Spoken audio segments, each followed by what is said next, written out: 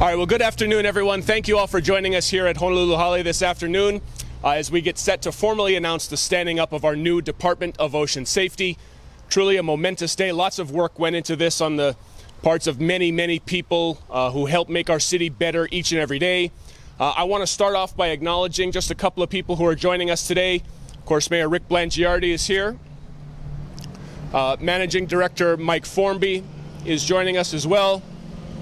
City Council Chair Tommy Waters, joined by members of the City Council. City Council Member Andrea Tupola is with us, along with Councilmember Augie Tulba, Councilmember Val Okimoto, Councilmember Tyler Dos Santos Tam, Councilmember Radiant Cordero, and Councilmember Matt Wire. So you're going to hear from some of these people today about all of the work that went into standing up our new Department of Ocean Safety. I want to start off by introducing the Mayor of the City and County of Honolulu, Rick Blangiardi.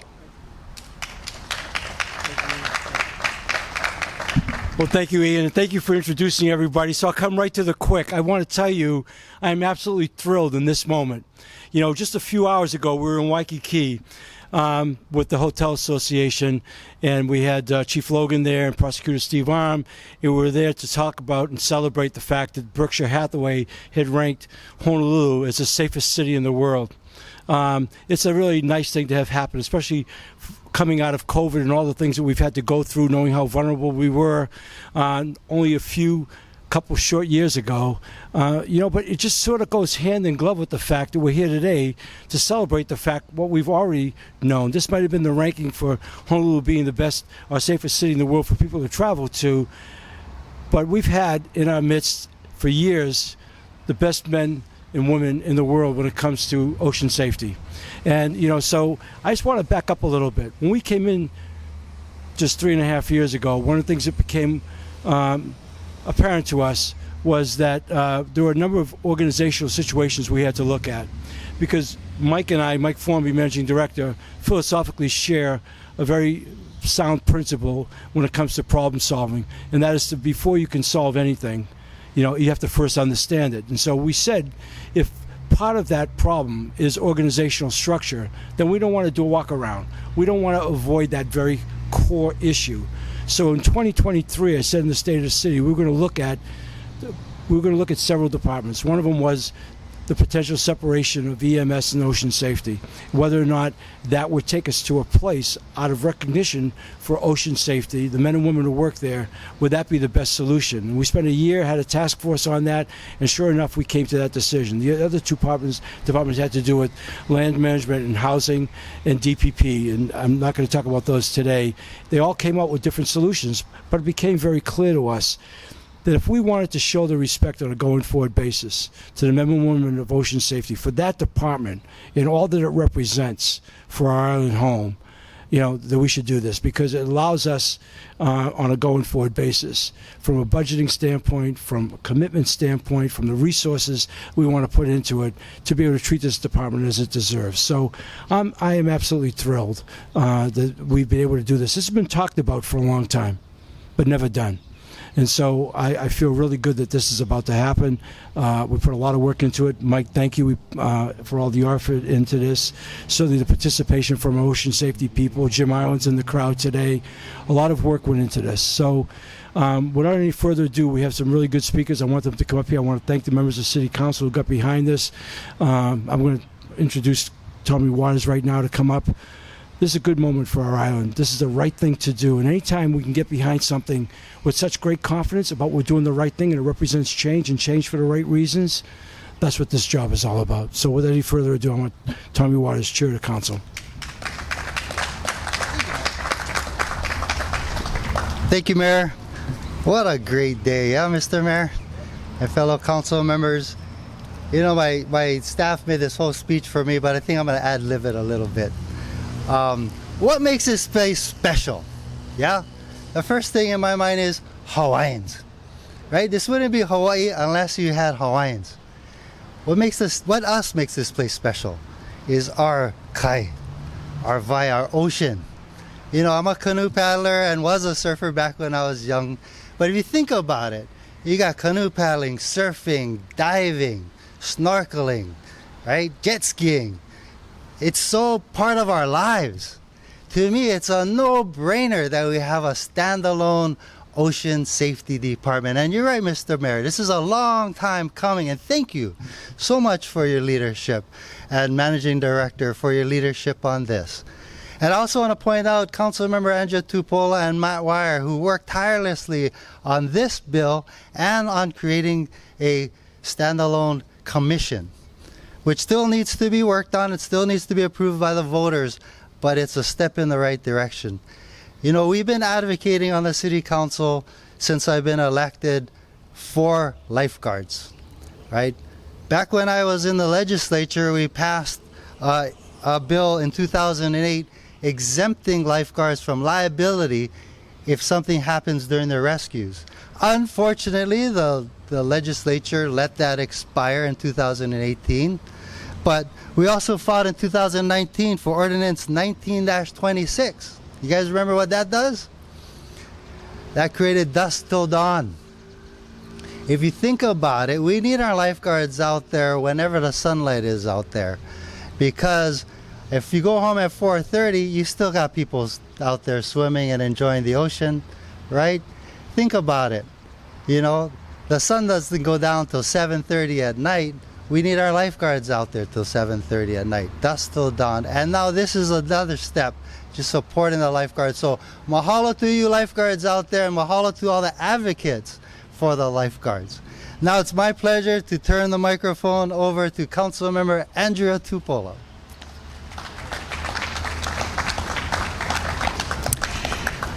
Aloha. Today we stand on the shoulders of giants. Our predecessors have laid a foundation to help us succeed, and it's most beautifully illustrated in the rise of the lifeguard. It all started back in the early 1900s with the Waikiki Beach Boys, and then lifeguard services under Department of Parks in the late 1940s. Ocean Safety Division under EMS in the late 1990s. Here we are today in 2024 creating the first Ocean Safety Department of Honolulu with a ballot initiative to create the first Ocean Safety Commission. Not only is this best practice across the United States, but also going to put ocean safety on par with Honolulu Police and Fire. The Commission's ability to choose the chief and to advocate for the needs of the lifeguards is going to make a huge difference. We need to give credit where credit is due. One of the very first lifeguards, Duke Kahanamoku, single-handedly saved 8 people from drowning and probably much more. First lifeguard, Waimea Bay, Eddie Aikau, saving over 500 lives. First lifeguard in Maka'a, Uncle Buffalo, Keaolana. The late Auntie Rel's son, first female lifeguard, Queen of Makaha. Their legacies would be in vain if the Ocean Safety Division didn't continue to increase in its ranks and increase the amount of towers across this island. We need to give credit where credit is due. We would not be here if it was not for ocean safety leadership, pushing hard to challenge the status quo and to ask for more. Chief Titchen, Chief Logger, pushing for the things that they needed for this department, and also so that they could get the needs that they needed fulfilled from the City Council. My predecessor, Kim Pine, passing dusk to dawn in 2019 with the Honolulu City Council, and Chief Titchen fulfilling those specific roles and expanding hours so that they could comply with the law. And we will not forget former council member Hari Tsuneyoshi for the resolution she introduced to start the conversation about either executive power or ballot initiative to come to where we are today. The state legislature passing a resolution urging us to be here. Chief Titchen, this council, Chair Waters, these council members with the mayor working to add 18 new positions last year. The mayor released $1.3 million for the Ocean Safety Division in 1 year, all showing support for where we are today. We stand on the shoulders of giants. I support the signing of 24-103, utilizing the mayor's executive power to get this done today. And I support the signing of 2450 to put on the ballot an Ocean Safety Commission, not just for oversight, but also to appoint the first Ocean Safety Chief of the department. We went back and forth on how to make all of this work together. I thank the mayor, I thank the administration for working with me to forge one path forward. Today, we stand united with the lifeguards who have come before. We stand united with the lifeguards who are here today, and we stand united with the lifeguards who will come tomorrow. May we put aside our differences and all move forward united for the good of the new Ocean Safety Department. Pupu kahi I holomua. Aloha.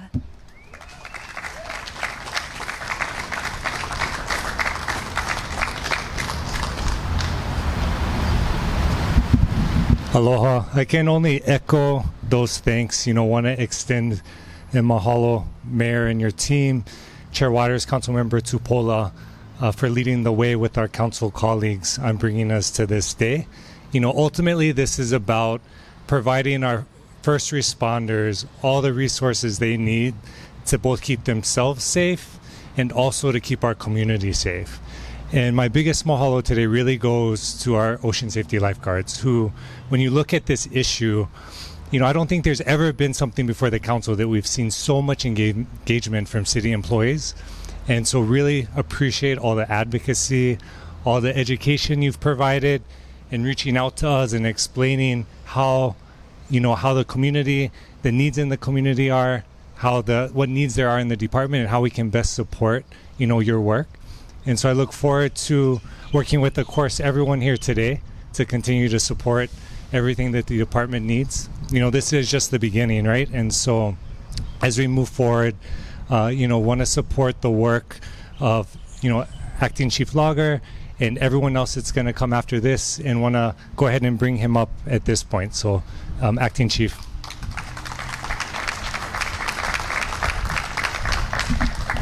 Aloha, and thank you for being here. It's a historic moment. It's hard to bring words to how important this is to everyone in ocean safety. Every lifeguard has been dreaming of this for 107 years. I think first I got to start with saying thank you. Thank you to the Mayor, Michael Formby, for all your support in getting this done. You guys truly made it and got it done. I'd like to thank all the City Council for everything you guys have supported ocean safety throughout the years. You guys have always been very supportive in helping us get positions, get these resolutions through, and working with us. Thank you very much for that. And thank you to all the lifeguards and Chief Titchen for all the leadership and support coming from the guys on the beach, our supervisors, our captains all around the island. As was mentioned, we've been a lifeguard service for about 107 years. We've gone through some change in those years, from being under the Department of Parks to emergency services and now a standalone department. Change can often be scary, but with change comes opportunity. And ocean safety is ready to grasp this opportunity. We want to provide the best service to the residents and visitors of Oahu.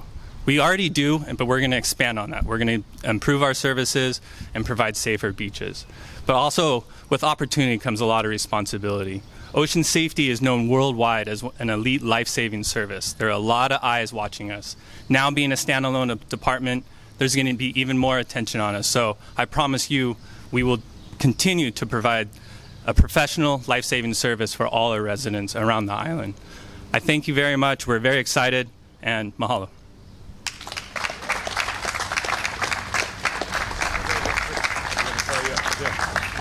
Thank you, Chief. So in addition to the resolutions that the mayor is going to sign today, he also has a proclamation that he would like to present to Ocean Safety and to the Honolulu City Council. So if we could at this time have the members, all of the members who are joining us from the Honolulu City Council, come and join us for that proclamation presentation. Afterward, the mayor will then sign both resolutions. And after those resolutions have been signed, we'll take any questions from the media. And members of Ocean Safety who are there standing in the back, if you'd like to come up and join us for the proclamation and the resolution signing as well, we'd appreciate that. Come on up.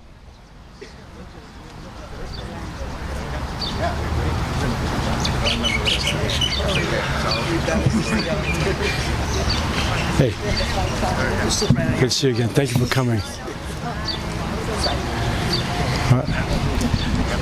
So this is a beautifully written proclamation with a tremendous chronicling, if you will, of the history, but it has a lot of detail in it. So I'm glad we have it for posterity. I'm just going to read the first paragraph and the last paragraph. And it goes like this. It says, whereas the elite men and women lifeguards who honorably serve as frontline first responders for the city and county of Honolulu are vigilant and courageous heroes, saving countless lives on Oahu. Wahoo's beaches and in nearshore waters, pioneering life-saving techniques, training educational and risk reduction programs. And whereas the origin of Oahu's lifeguards trace back to the Waikiki Beach Boys in 1901 with the Outrigger Canoe Club and the Hui Nalu Surfing Club steering increasingly organized lifeguarding between 1910 and 1917. And when Act 201 of the Territory of Hawaii officially established a life-saving patrol for Waikiki Beach, widely recognized as the birth of Ocean Safety Division. Taking it all the way forward now to where it says, whereas in 2023, Mayor Rick Blangiardi formed a task force to study ocean safety independence, resulting in a unanimous recommendation in support thereof, followed by Mayor Blangiardi filing Resolution 24-103 to establish an Ocean Safety Department, which received unanimous support from the Honolulu City Council. Coupled with the visionary leadership of council members Andrea Tupola and Matthew Wire, proposing resolutions for the voters to decide on an Ocean Safety Commission to appoint the chief and oversee the department, with Resolution 2450, FDI receiving a unanimous vote of support from the Honolulu City Council.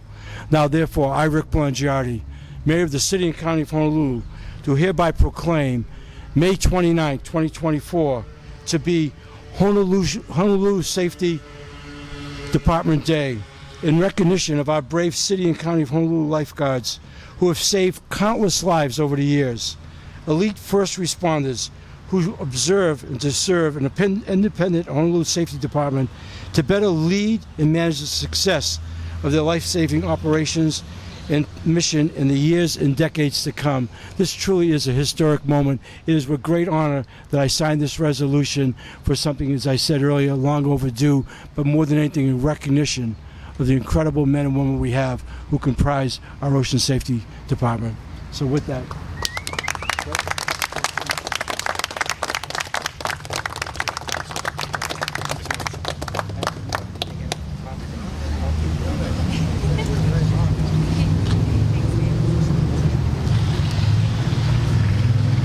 Let's have everybody shift over this way for the signing of the resolution. So for the record, I'm signing both resolutions today.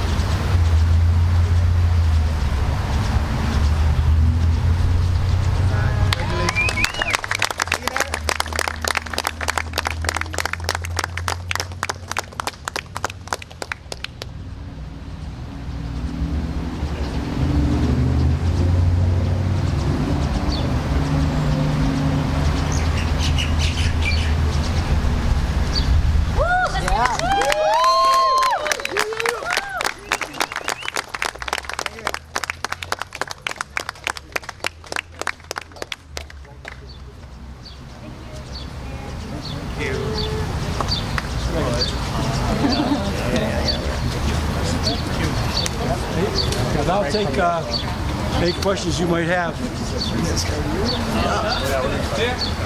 Now that that has been signed, the creation of the department, what's the timeline for the actual creation? The exact timeline is now. It's effective today.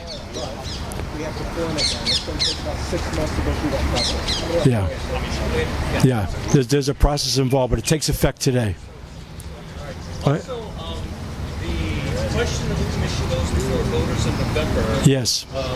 What is the city going to be doing? Because a lot of times people may see questions for the city charter. Yep. They may not understand how will the city be able to implement those? Because here. Right. Well, this is an oversight commission that's going to be on a volunteer basis, as our other commissions are. So we're going to take some effort, make some effort to educate the public about that. There's a reason why we have done it this way, because I want to ensure the fact, as I said earlier in my comments, separating ocean safety was critical to solving the problems that we were facing with ocean safety. I used my mayoral powers to be able to do that per this resolution. The commission, on the other hand, is going to be looked upon hopefully very favorably because we're not against the commission. It's something that the voters can vote on that's not going to be a cost factor. And we'll try to get all of that education out there in time for that as a charter amendment. Okay? What we wanted to do is ensure that we could separate ocean safety, and that's the step we've taken. That's the thing that we've worked on, and I'm very proud of that. Right. You know, you have to understand what side of these charter amendments, if in fact people go to the voting booth and they don't vote, a blank vote is a no vote. And so we were really concerned about that. And so we want to take it one step at a time. But we knew firsthand, first and foremost, what was long overdue was the separation of ocean safety from EMS. We got that accomplished. Now this next part, I think we can help educate the public, get them excited about it, and we go forward from there. Andrea. Yeah, so 2 years ago, you know, we had 4 ballot charter amendments and 3 of the 4 passed. So we're aware that there is some level that the voters are going to have to decide. We try to make the ballot questions simple. The council has decided this year that we're trying to minimize the amount of questions, keep the language simple. So we're hoping that it'll be easy for the voters to understand, but also I know the lifeguards are going to do a huge amount of advocacy too. How exactly does this change things for the lifeguards? Well, as a standalone department, and with the naming of a chief, you know, we go through, like we do at all of our departments, is budgeting, there's planning, there's capital improvement budgets that are put forward. You know, in my opinion, the lifeguards really need quite a bit of help there because we just lack the kind of facilities. For talking on one hand about having a world-class organization comprised of elite men and women, lifeguards who risk their lives, they should be treated the same. And I think Andrea said that earlier about the same as fire, the same as our police. I mean, we have such great respect for our first responders, and so that's what that is. It puts it in its own light from a planning standpoint, from a budgeting standpoint, and quite honestly, from an execution standpoint, from the standpoint of what we can do. And that involves everything from salaries to buildings and facilities we may create and open up and so on. So it does that. Makes it the priority it deserves to be. You must be pretty pleased, though. You've announced the State of the City address. Yep. That was March. No, yes. Well, I'm thrilled. We had a lot of cooperation. I want to thank our city council. Look, this is historic. I said earlier today, and I'm sure I'm going to think of later all the things I could say because we've talked so much about this. This was just bringing into reality something that should have happened. This is the right thing to do. So when you can make history, knowing how many challenges are out there, by doing the right thing, it's very gratifying. And in fact, that we were all aligned, it got approved unanimously. I think all of us feel really good. I'm thrilled for the lifeguards, for both the present lifeguards, the history, as Andrea said, of our lifeguards, but even for the future of what this means. So it's a very exciting moment. Yeah. Yes. If and when will Chief Kitchen be reinstated, and how is that investigated? Well, it's a personnel matter right now. We'll still have the investigation ongoing. I think we'll have the results back sometime in early June. Any other questions? I'll add in one thought. Yes, please. So one more thing to your question about what will change. You know, as we see with the police and the fire commission, there's a huge level of advocacy that the commission does, and then they refer it to the city council to make sure that we understand what are their budget needs, what things do they need to improve. So I think what we're going to see is if the ballot passes and there is a commission, we're going to see a lot more input from the guards straight to the council so that we can kind of help. And as well with the new chief, you're going to see a lot more transparency so that everything from North Shore all the way to South Shore, all of those concerns are kind of vetted out. I'm excited because we work well with a lot of our commissions, and without their input, we really wouldn't know how to navigate through budget, new items, what's needed. So I'm looking forward to that. Yeah, and so to that end, it ends any sense of it being subordinated to anything. It creates a priority for the department. Anybody else? I want to thank everybody for being here. This is a great moment. Remember this moment. Thank you.